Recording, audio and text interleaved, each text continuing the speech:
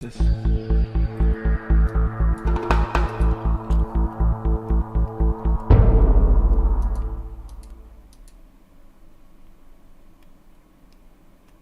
Welcome to Audit the Audit, where we sort out the who and what and the right and wrong of police interactions. This episode covers the Fourth Amendment, harboring fugitives, and school searches, and is brought to us by the Denver Post's channel. Be sure to check out the description below and give them the credit that they deserve.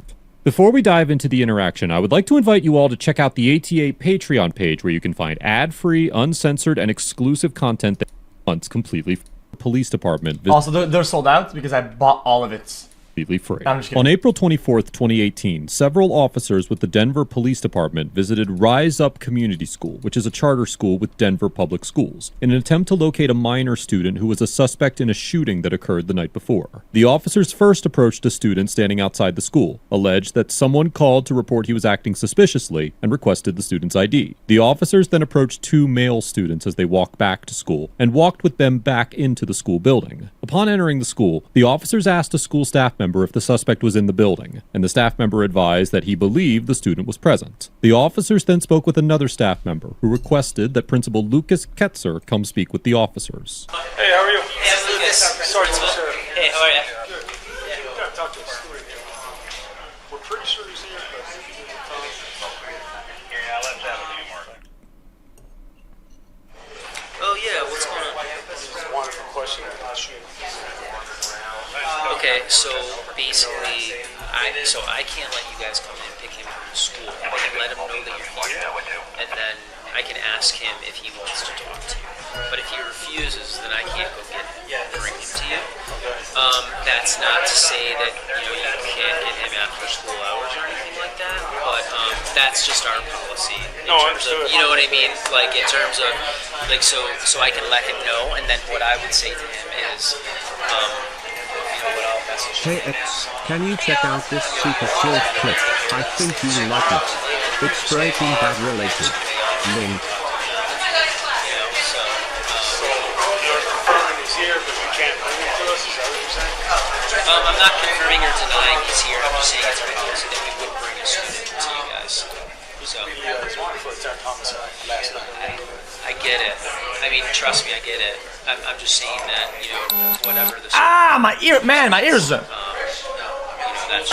always the way that we do it. Principal Ketzer explains the school's policies regarding police interrogations to the officers, and that school staff members will not deliver students to the police for interrogation against their will. In an interview following the incident, Denver Public Schools spokesperson Alex Renteria told a reporter for the Denver Post that while the police are allowed to enter a classroom without a search warrant, they need approval from a district or school staff member to enter a school unless there's a safety threat. The U.S. Supreme Court found in the 1985 case of New Jersey versus TLO that even though the Fourth Amendment protection against unreasonable searches does We didn't watch this. Stop fucking reading the chat and everybody's saying, we've seen this to get attention. Stop. Just stop. apply in a school setting. Look. I'll show you this. See this? Bang, bang, permit. I couldn't give a fuck. Reasonableness of a search must be determined in light of the diminished expectation of privacy a student has at school. While the TLO decision concludes that school officials only need a reasonable suspicion of a violation of a school rule or law to conduct a search, the law is murkier when police officers are involved rather than school fucking administrators. In the 2005 case of Jones versus Hunt, the Court of Appeals for the Federal 10th Circuit, which includes Colorado, refused to apply the TLO reasonableness standard to a seizure by a deputy sheriff on school grounds. The court concluded that, quote, because the case before us does not involve efforts by school administrators to preserve order on school property, it does not implicate the policy concerns addressed in TLO, and therefore does not merit application of the TLO standard. That's However, crazy. as the court declined to determine which Fourth Amendment standard should apply in the scenario, it is unclear what standard would be applied to a police officer conducting a search or seizure on school grounds. Code JIH of the Denver Public Schools policy on student interviews, interrogations, searches, and arrests states that, quote, upon request by law enforcement to interview a student witness or interrogate a student suspect, school officials shall notify the student's parent/guardian, and that, if the student is under 18, the student's parent or guardian must be present during the law enforcement interrogation or interview, unless the parent waives their right or other exceptions apply.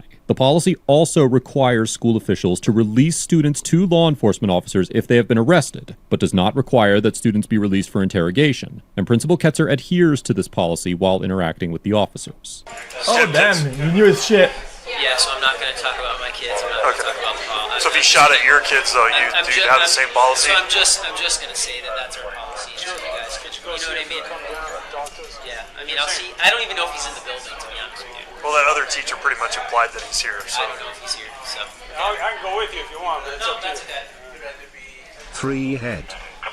Yeah, I mean, he's not here. He's not. Yeah, I get the position you guys are in. He's not in the building. Yeah. Sounds fine to me, to be honest. Yep. Is there, like, do you guys have a card so when he shows back up, I can let him know, like, hey, he's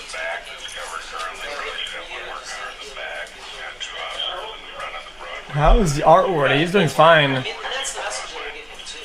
I mean, it's the message that we always give our students, like, he's It's a policy, dude. okay.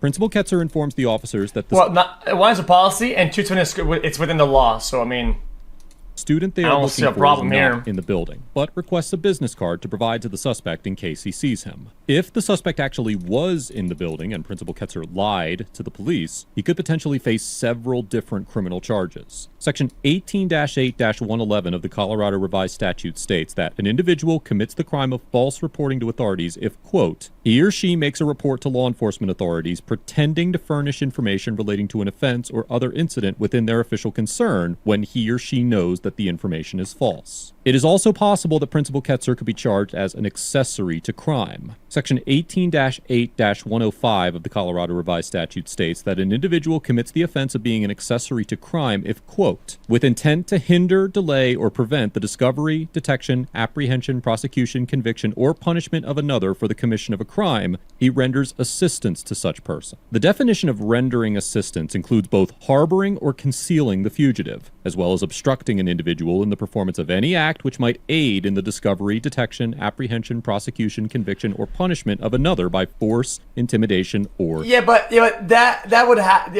this would have to intend that you know for a fact they have committed the crime. But if you don't, you can kind of stretch that really fucking far out. deception. While some states prohibit the prosecution of individuals for harboring fugitive And in a court of law, presenting that you knew as the prosecution would be very difficult. family members, there is no such exemption for students and teachers or school administrators. Therefore, if Principal Ketzer was lying to the police, he could be charged with false reporting to authorities. And if a prosecutor believed they could prove he did so to help the student avoid apprehension, he could also be charged as an accessory to crime. just so you know, Yeah. that other teacher told me he's and then it was like he realized he made a mistake. Oh, wait, you're not talking to the press. Roll call has broke, so you can... Do we know if there's any other students inside? I bet they hit him up there in a closet or something. Until we leave. Now the What? principal is denying us access to the school, denying us to look around, and now they're saying Bruh? he's not here. We believe they're trying to hide him. I assume you're a teacher? Yeah, what are you doing? Do you have access to get back in? Okay, so we may need you. Please let me in. Do you want her to go back in? Nope. They just said not to. That's fucking annoying. Where he should be. That is incredibly annoying. He should be in a classroom here. He's not there. So. On this floor? Yeah, there's only the 2 floors. So. Which classroom? I mean, I'm not gonna go there yet, but if you don't know, you don't know. No, I know what class. It's the only class on the right down this hallway. He's All the way not down to there. the right. Okay. Yeah, he's not there. So, well, all the way down on the right is a workshop. Like the classroom you're talking about is on the right-hand side. Yes. Okay. 674, Adam, we had one Ow, man. female. My ears just fucking exploded. I just died like twice. Just talking to her right now. Oh man. This office is fucking scuffed. What is that? I'm the Chief of Department of Safety for Denver Public Schools. So I oversee all security and police operations for the district. So right now I want to talk to the principal and see if we can get the situation, It was understood like Harry Potter. everybody else. He's supposed to be Molly's class. Okay, so can we just take a couple officers, just check, because they have to do verification. I have to verify that we don't have an armed suspect. So hold on, what class is he in? What about these other? Is he in there? Okay, hold on, or he's supposed Okay, you hold on 1 second before you go in. How you guys? Okay, guys, go ahead. All right. After arriving at the school, District Employee Chief Michael Eaton of the Denver Public Schools Department of Safety authorized the officers to search the classroom where the suspect should have been at the time. According to the Denver Public Schools District website, as the leader of the district-wide Department of Safety, Chief Eaton oversees 140 team members, including investigators, armed patrol officers, dispatchers, emergency management professionals, and campus safety officers. The Department of Safety is also responsible for training district staff in emergency management and offering guidance to school administrators to, quote, enhance school safety in a wide variety of situations. While the school district's organizational structure is not publicly available, and the interplay between Chief Eaton's jurisdiction and Principal Ketzer's authority is unclear, it does appear that the Department of Safety, under Chief Eaton's supervision, has the authority to make safety decisions for the school. In her interview with the Denver- now that I think about it, I would kind of wish they vocalized that it was like for a fucking shooting or some shit. And I don't know, actually, now that I think about it, I wouldn't want to have somebody to be fucking armed after a shootout in the fucking. They did? Yeah, then it's kind of weird. Then yeah, I didn't notice. The school. In her interview kind of with the Denver Post, spokesperson Renteria stated that, quote, in this situation, the police officers were granted access by our public safety head. Fuck proof, man. Fuck off. Dude, it's a threat to the public, man. You have kids in there, man. Like a report of something is enough probable cause to fucking at least. Yes, it is. It is for them to get in there. Dude, fuck your proof, man. Dude, this chat is so deluded. If somebody calls the police and says, yo, dude, some guy's acting weird, they don't need proof. That gives them a lot of leeway to what they can do afterwards in that perimeter. How do you think shit happens? How do you think shit happens? Hey, police, somebody broke into my neighbor's house. We saw him. And they say, yeah, proof? Yeah, proof? Proof or we're not going to show up? Not proof, need proof. No, sorry, can't do that. Nope, need proof.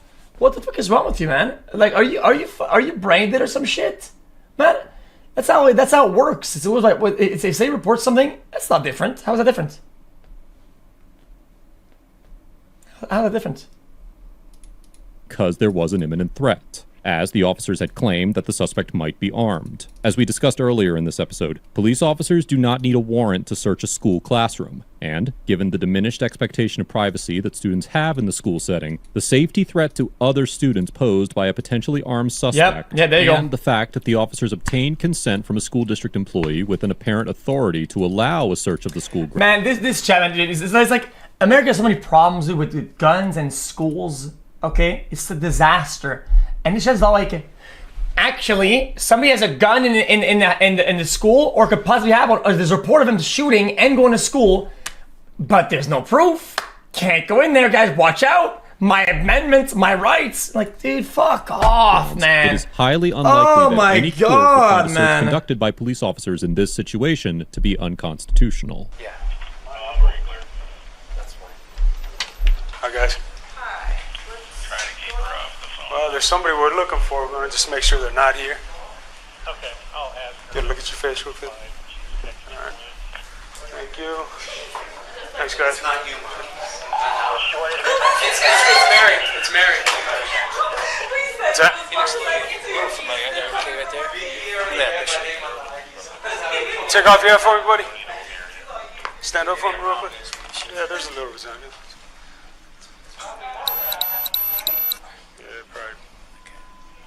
This guy has earrings, doesn't he? Yeah, it's him. Thanks, buddy. Thank you, all right?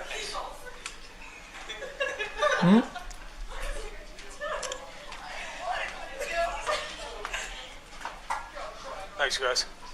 Well, the first teacher that I talked to that said he was here implied that he said that's because everybody was like, Thank you. Good job, audio guy. no one, I mean, several students came down, but I didn't see him come down. So, and then after we talked to the principal, he went straight upstairs. Okay. Immediately went upstairs. Right. And then came down and said he's not here. Okay. So it never had anything to do with the classroom back there. So I just, for what it's upstairs. You guys want to check upstairs? We would like to. Okay. Yeah, just to cover that base. When the student was not found in the classroom that the officers initially searched, the officers searched the entire school, including the classrooms, supply closets, and even the roof. Despite the officers' belief that the school was hiding the suspect, the officers were unable to locate him anywhere in the school. Following the incident, Both the Denver Police Department and Denver Public Schools conducted internal reviews of their employees' actions during the encounter, and both investigations found that no wrongdoing occurred, with the exception of one officer who received a minor reprimand for using insulting language about the teachers in a conversation with another officer. It is unclear whether the officers ever apprehended the suspect they were searching for, or if any parties involved will be taking legal action. Overall, the Denver Police Department officers get a B+. Because although there were likely more appropriate circumstances to apprehend their suspect under, the officers consulted with the proper supervisory official before moving forward, and were operating under the pretense of a legitimate law enforcement purpose at the time of the encounter. I think overall, early it was noble, but then they kind of forced it, and they kind of escalated into even being even more forceful. But overall, I think the intention was decent. While this interaction does raise many questions about both the ethicality and legality of granting police officers broad authority to conduct searches in schools, the courts have largely failed to acknowledge what role the Fourth Amendment plays in an encounter such as this. Different courts would likely reach varying opinions regarding the legality of this interaction, but there is certainly an argument to be made that the search was completely lawful. From the DPD's perspective, the officers were dealing with a potentially armed suspect inside of a school filled with vulnerable students. If the officers had left the school without searching the building only to have a shooting take place once they're gone, then the narrative surrounding this interaction may have been very different. One of the many challenges facing members of law enforcement is balancing the assessment and response to a potential threat with the appropriate constitutional and ethical boundaries, and officers tend to err on the side of caution when making those determinations. Sometimes, that caution does indeed result in an illegal detention and misconduct, but other times, being overly cautious can save lives without being overtly intrusive. There is no doubt that the officers I mean, I'm sorry, dude, I'm just gonna fucking say it, man. Imagine what the public would say if this happened and they didn't search the whole place, right? And they were like, you know what, dude, right? And then something happened, right? You know what I'm saying? Something happened. Oh, dude, yeah, right? The cops camped there and they didn't go in? Motherfucking morons, cocksuckers, dude, what the fuck, man? Could have interacted with the students and teachers professionally, but it appears as though they remained within the bounds of their authority throughout the interaction. While students do deserve to enjoy some level of safety and security while on school property, it cannot serve as a safe haven from the consequences of criminal activity, especially when other students may be at risk. Principal Ketzer gets an A for respecting his students' rights and privacy, rigidly adhering to the school's policy of not surrendering students to the police, and for peacefully complying with the search once it had been authorized by Chief Eaton. Principal Ketzer did everything that was within his power to ensure that the policies of his school were respected, and that his student was treated fairly and appropriately. But once Chief Eaton arrived on the scene, the principal had no choice but to comply with the search. Regardless of whether or not the student that was being searched for was actually in the building, Principal Ketzer's actions would have been appropriate and warranted. Just as officers are tasked with balancing the constitutional liberties of citizens with their duty to investigate crime, so too are teachers and school administrators tasked with ensuring that their policies are followed and their students are handled accordingly. I commend Principal Ketzer for having the courage to enforce the school's policy and the awareness to understand when to comply with the search. That was good. I enjoyed that.